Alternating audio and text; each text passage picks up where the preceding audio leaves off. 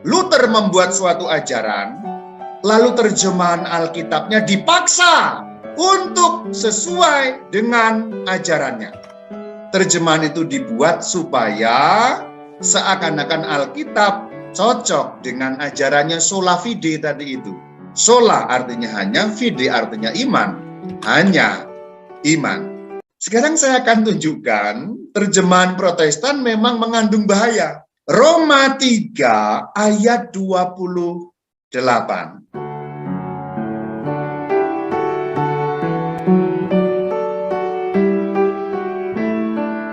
Karena kami yakin bahwa manusia dibenarkan karena iman dan bukan karena ia melakukan hukum Taurat.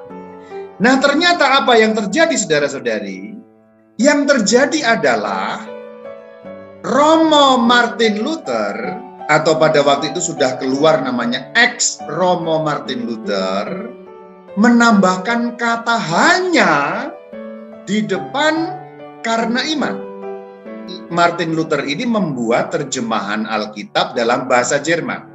Terjemahan karena iman ditambahi kata hanya.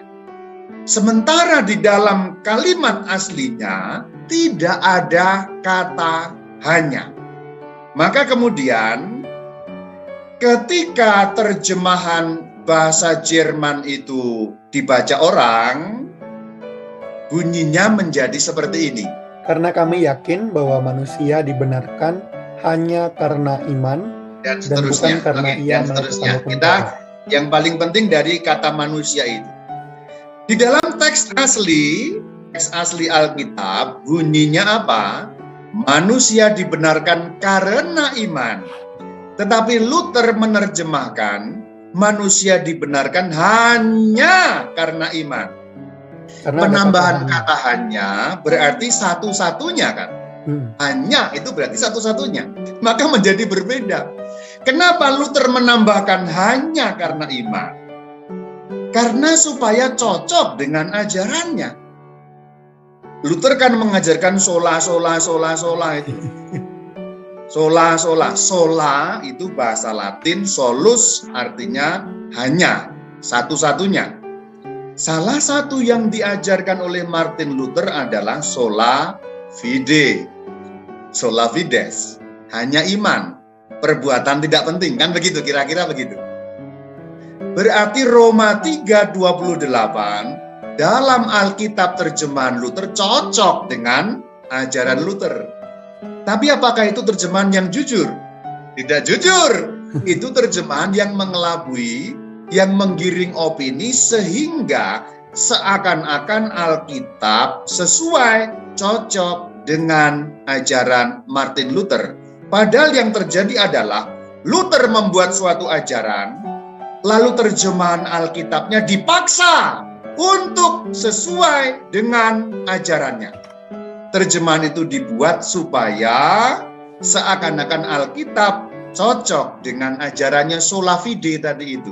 Sola artinya hanya, fide artinya iman, hanya iman. Itulah kenapa kalau sekarang ada banyak kelompok yang mengatakan, haleluya saudara, yang penting iman saudara ketika engkau percaya kepada Yesus sebagai juru selamatmu pribadi saudara. Meskipun dosa memerah seperti kirmisi saudara, akan dihapuskan oleh Tuhan saudara. Yang penting kau percaya kepada Yesus Tuhan saudara. Ketika kau berbuat dosa, Tuhan tidak pandang dosamu itu saudara, karena engkau iman saja saudara. Pernah dengar khotbah seperti itu enggak? Sudah mirip sama. Sudah mirip? Ya. Saya mau mengatakan kalau hanya seperti itu tuh bisa. Jadi jangan kira seorang Romo Katolik tidak bisa berkhotbah dengan cara seperti itu. Sangat bisa. Hanya kurang cocok saja saya berkhotbah begitu. Saya lebih suka santai-santai begini ngomongnya. Kalau mau begitu bisa saja. Jadi saya mau juga memberitahu Anda orang Katolik ini, nggak usahlah terpukau-pukau dengan gaya-gaya seperti itu. Gaya itu cuma bungkus ya. Kalau mau dibungkus begitu, bukan bermaksud memegahkan diri, Aku juga bisa, gitu. Bisa. Kalau cuma jualan seperti itu tujuannya bisa. Maka nggak usahlah terpesona dengan gaya-gaya yang seperti itu, tidak usah. Karena kita lihat esensinya, kita lihat ajarannya benar apa enggak. Kembali ke sini. Jadi embahnya Protestan sudah tidak jujur ketika menambahkan kata hanya dalam terjemahan Alkitab. Sekarang Anda lihat konteksnya enggak? Kenapa gereja Katolik sampai melarang orang Katolik membaca terjemahan-terjemahan tadi itu? Karena nanti bisa kacau. Coba Anda bayangkan seorang Katolik pada zaman itu, dia membaca terjemahan bahasa Jerman. Ayo kita bayangkan sekarang, kita kembali ke ratusan tahun yang lalu. Jangan zaman sekarang ya, tapi kita bayangkan ratusan tahun yang lalu ketika seorang Katolik, kemudian dia menemukan Alkitab bahasa Jerman, kemudian dia membaca Roma 3:28. Manusia dibenarkan hanya karena iman. Kira-kira apa yang terjadi, Vin?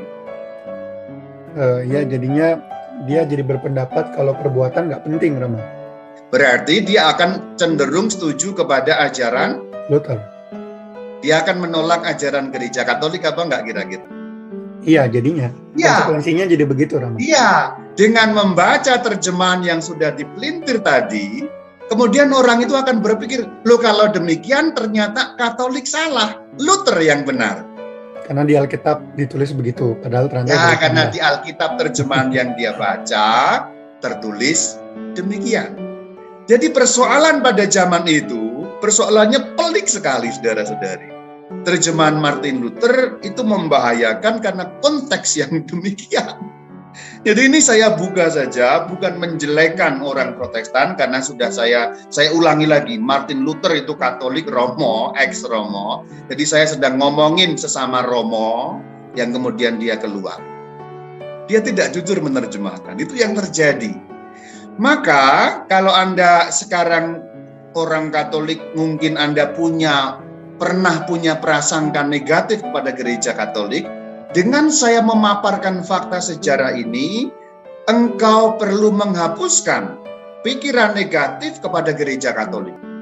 Payah ya, kenapa gereja Katolik melarang membaca Alkitab ya?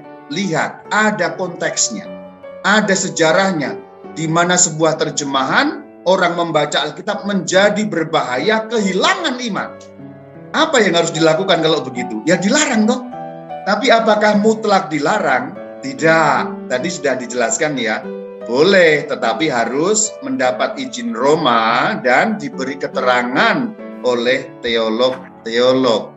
Supaya orang kemudian tidak jatuh kepada yang dinamakan ya kesesatan atau menganggap ajaran Katolik malah salah. Nah itu yang terjadi. Ini konteksnya.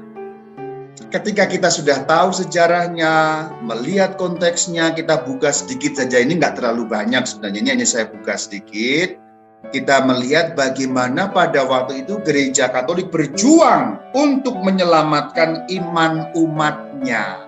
Bagaimana pelarangan itu justru membuat iman umat bisa selamat gitu. Karena pelarangan itu bukan tanpa konteks, tapi ada konteksnya. Maka kita sudah lihat terjemahan Protestan memang berbahaya. Pada waktu itu ya, terjemahan Protestan memang berbahaya. Itulah kenapa gereja melarang.